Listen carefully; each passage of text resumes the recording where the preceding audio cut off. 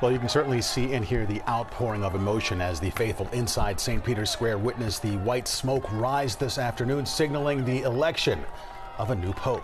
Well, that had to be a deafening moment. We can only imagine for folks who were there in the crowd. And speaking of which, let's get to CBS News correspondent Bradley Blackburn. He has been reporting for us from the Vatican. He joins us now live. Bradley, again, we can only imagine the feeling there and the emotion that you were in the midst of.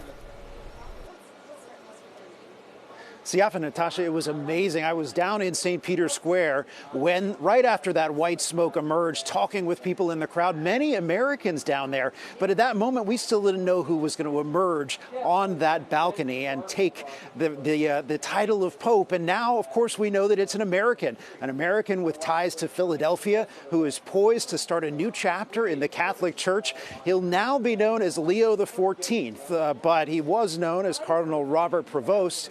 And he has ties to Philadelphia. He's originally from Chicago, and we know that while he's an American, he is also a citizen of the world. He spent decades in Peru ministering there. He also worked more recently here at the Vatican. And one expert told me that he is perhaps the least American, and that may be why the cardinals were open to picking him. It's long been said that cardinals were resistant to picking an American pope, a leader from the world's superpower. Obviously, that has changed here, and it means enormous. It's hard to overstate the enormity of what it means to American Catholics. Well, it's a backhanded compliment there, the least American.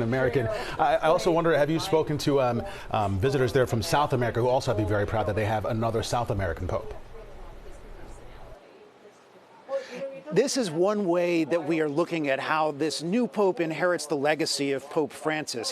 His work in Peru, obviously with Pope Francis, he was the first pope to come from South America. And now this new pope sort of takes on that legacy because he is a citizen of Peru as well as the United States. And we know that one of his priorities is ministering to migrants and to people, to global migrants. And so he takes that from Pope Francis. But it's also said that he is perhaps more conservative on some of the orthodoxy of the church. So he may be some sort of a middle ground here for the cardinals.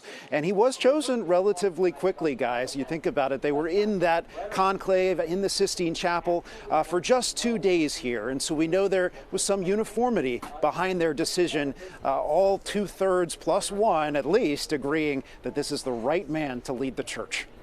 CBS News correspondent Bradley Blackburn, front seat of history there in the Vatican. Bradley, thank you so very much.